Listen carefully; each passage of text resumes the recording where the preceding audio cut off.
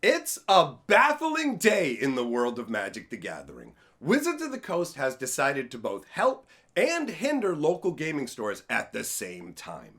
On one hand, they're creating a super duper special secret lair that's only available through local game stores. That's great. On the other hand, they're telling local game stores that the upcoming store championships can't be run using the standard format. That's crazy. And my friends, that's not even all the news we have to talk about today. Magic. I am a wizard! History. I'm an old wizard! The magic historian. My bones hurt. Greetings! Owners of fine luxury cardboard rectangles, my friends! I hope the day finds you well because we have gathered for another installment of Mega Magic News. And this one is meaty. It focuses mostly on LGS action, helping and hindering. Wizards of the Coast seems to be all over the place with their initiatives, and I have to admit, some's great, some's terribly confusing. Now, I have a list of items that I want to cover. Before we jump in to the secret lair stuff, I just want to cover some other things that have come up in the news. The first is a minor clarification. Somebody actually reached out to Mark Rosewater and said, okay, look, if we can play with the cards from the pre-release, we can get everything from the pre-release, why are these things still be called the pre-releases? And the reason for that is when it comes to other stores like Walmart's, Targets, and stuff like that, they won't get it a week in advance. They'll never get it a week in advance. So it is technically a pre-release. If you only go to LGS's, you're not going to see that. So it does technically stand up as why they would call it pre-release, because I've asked that myself,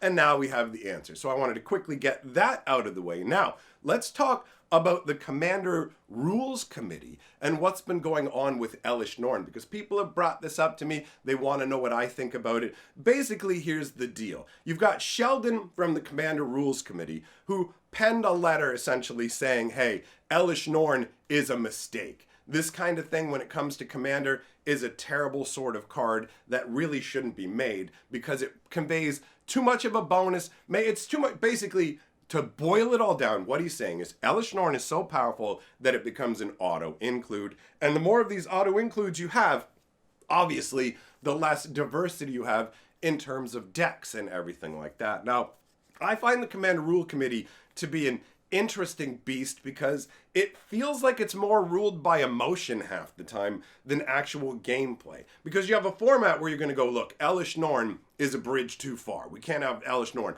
But everybody could be rocking Soul Rings. Like, Soul Ring costs 1 to put out. It taps for 2 mana. You got it on the second turn with 2 lands out. You're at 4 mana on the second turn. It's insane ramp. I love Soul Ring, right? We played with it way back in the day. But it just feels weird to go, hey, Elish Norn, we shouldn't be making cards like this, guys. And, Sol Ring's okay. But what's really interesting to me about this is the fact that Sheldon talked about writing to Wizards because they get to see designs ahead of time, if you guys didn't know that. They get to, weigh in.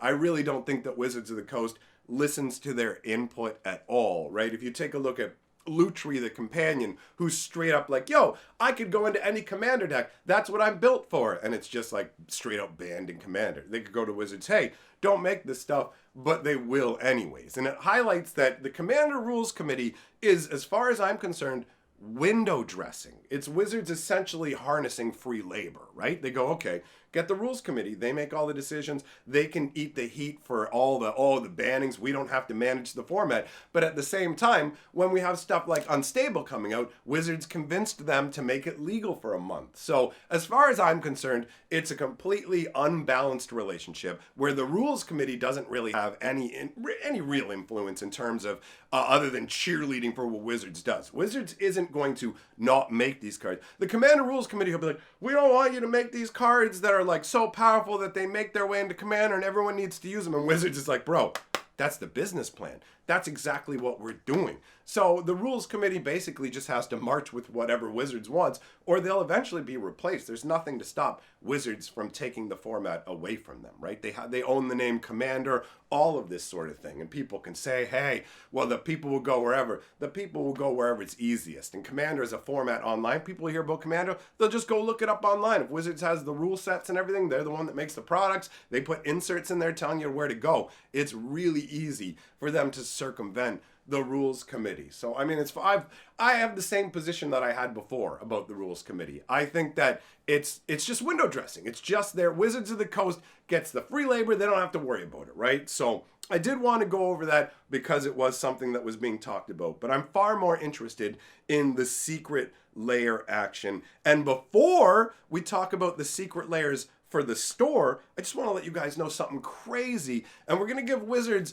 kudos here. We're actually going to give them a good job. I don't even know if I'm allowed to do that here anymore. I don't know if I'm allowed to say good job, Wizards, but I'm going to. Check this out. So, secret layers. You know how you had to wait like a whole year, like a full-on year to get your coin flip decks? Well, apparently Wizards of the Coast has gotten the message. And like, okay, we're going to get secret layers out faster. So there's the secret layer, the serial secret layer, that one that's playing on the whole Count Chocula, Frankenberry. Oh, I love it. It's so much fun, right? So that is a really cool secret layer. Anyways, you can get them still for sale right now for the next 2 weeks, right? And people are already getting their shipping notices. And in a few days, they're going to have their secret layers, obviously barring like seasonal shipping issues and whatever. But apparently, most of the time what happens is Wizards will print out the shipping labels. A couple days later, they're in the mail in people's hands, depending on where you are geographically. But the point remains that we went from waiting a full year to get a Commander deck secret layer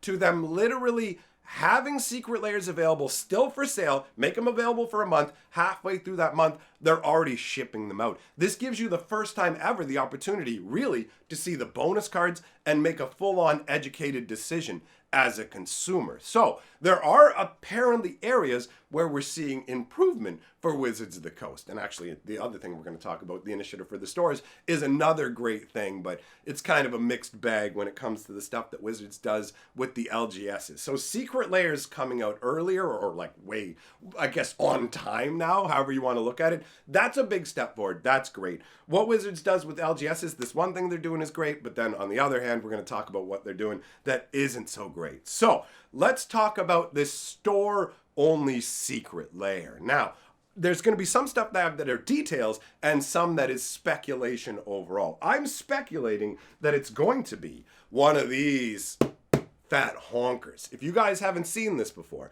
this is an ultimate secret layer. If you thought that regular, like the first edition secret layer boxes were wasteful with their packaging, let me introduce you to the biggest waste of secret layer packaging ever. Now, I want you to ask yourself, how many cards do you think come in a secret layer this size, right? Like, what do we get? Like, we got 10 lands and a bonus card inside your normal secret layers when they're like the biggest secret layers. Small secret layers have 4 cards in it. So if you've never dealt with one of these, I want you to guess in your head how many cards fit inside a secret layer like this. Now, prepare yourself.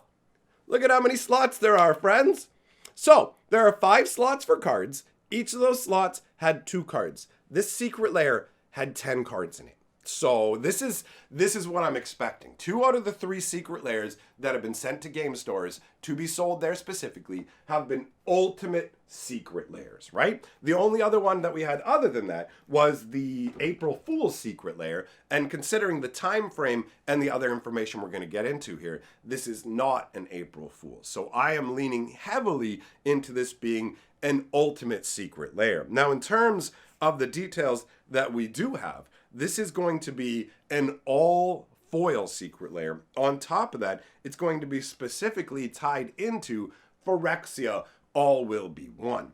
Now, in terms of the cards that will be in it, we have absolutely no idea. My guess is, leaning into this ultimate concept, they're probably going to hit some kind of lands. That's what they've done in the past, right? And it has gone over quite well. The first one was Fetch Lands. That sold out crazy. And then the second one was Pathways, which did all right, but obviously wasn't as exciting. So you have this scenario where these secret lairs are going to be themed on all the new Phyrexia set. Most likely it's going to be lands, so you're probably going to be looking at maybe what they did with Unfinity with the shock land treatments, because it feels like they don't care about reprinting things multiple times over and over and over now, as long as they give a different enough style. So this might be maybe like oil slick shock lands. This might be oil slick fetch lands, because even though they've milked the fetch lands a fair bit, that doesn't stop them from trying to do it again going forwards. So this will only be available through game stores.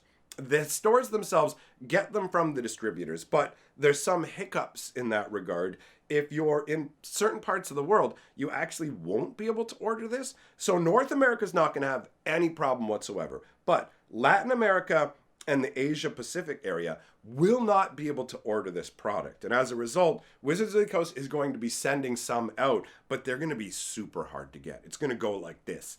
Every WPN location out there is going to get 1 copy, and the premium ones are going to get 5. Now, premium stores are like 5% of the shops. 1 out of every 20 shops, you've got to have a real banger store to hit that level. So you get 5 copies. Every regular store gets 1, and that's for all of the Asia Pacific and Latin America except Japan. Japan is not included in that. Apparently, they will be getting like normal allocations and be able to order those as well. So this to me is an interesting idea. I like it when Wizards of the Coast makes exclusive products for the LGS. They used to do this stuff with From the Vault. If you guys don't know, Wizards of the Coast used to do From the Vault as like a love letter to game stores. The idea behind it was it had a super low MSRP, because when you buy from the distributor, you're paying a portion of the MSRP. So Wizards of the Coast would give it a super low MSRP with the idea that game stores could buy it super cheap and then either sell it at a high premium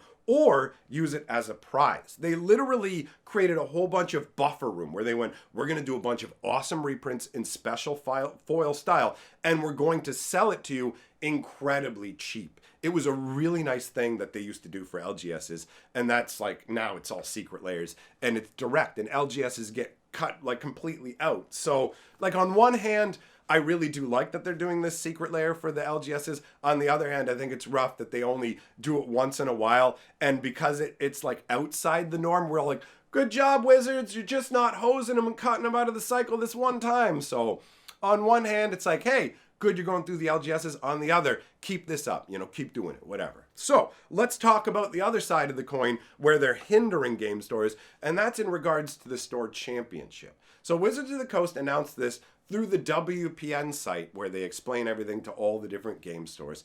And it has a whole bunch of different bullet points on there. But the biggest, most noticeable one for me was the store championship. So we've had a whole bunch of flip-flopping where Wizards used to have game day, right?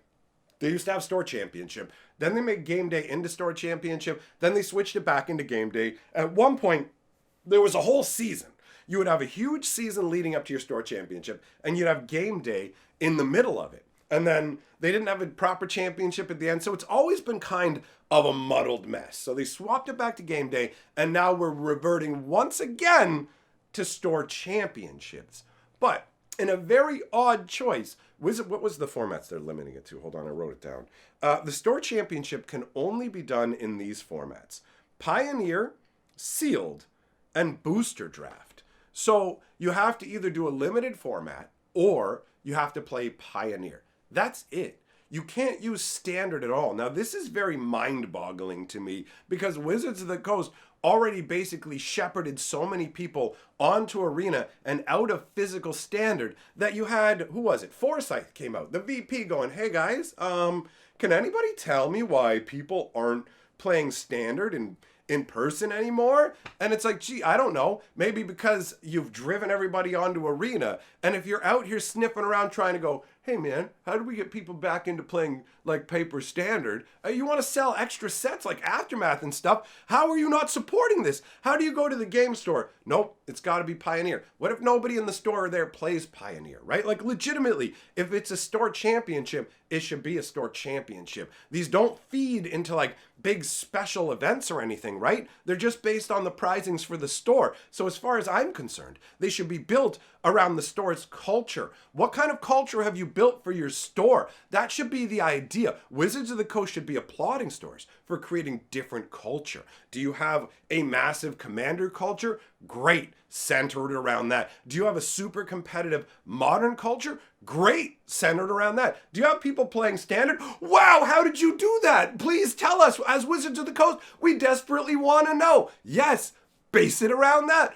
Base it around the new sets. It blows my mind. It blows my mind. Even like, let's say the store championships did somehow even feed up into some bigger, higher level stuff. Who cares? Who cares? You won your store commander championship. If the higher level stuff is pioneering everything else, it's not like you're going to dominate and you got a leg up from playing commander. But forget commander. Forget commander. The really mind-blowing part is the fact that it's not standard. I go, what are you doing? Are they trying to stop? Have they just decided, you know what? Let's just pull standard altogether from paper and try and shunt it onto arena? I don't understand. I'm baffled by this. It genuinely leaves me super confused. They're making so many changes. If you didn't know, another change that I meant to mention earlier but didn't is for the pre-releases. Not only can you play with the cards right from the beginning of the pre-release, but now the pre-release can be done as regular pre-release, jumpstart pre-release. So for Phyrexia All for One, you could do a jumpstart as it instead of the regular pre-release kits, or you can do a draft. But Wizards of the Coast only sends out prize support based on the number of pre-release kits that you get. So there is that balance. But either way, there's that change. So I feel like they're tweaking a whole bunch of dials and knobs, right? But some of this stuff is miscalibrated. The store championships not being allowed to be standard, trying to line them up with other events that's going on. Standard was a thing that everybody played because Wizards supported and said, this is what the championship's going to be. This is what game day is going to be. We're going to have 12 weeks of standard as a season, and we're going to do it over and over and over again. And then the pandemic hits, that stops, and then they don't rekindle it and go, where's standard? Where's standard? So yeah, I'm left confused. Anyways, that's all the news for today, my friends. I'm going to be live streaming over on my other channel today where I have been doing a series of awesome Magic openings. I invite you to come and check them out. Having a great time over there. That's all for now. Big shout out to my patrons. See you for the next one, friends.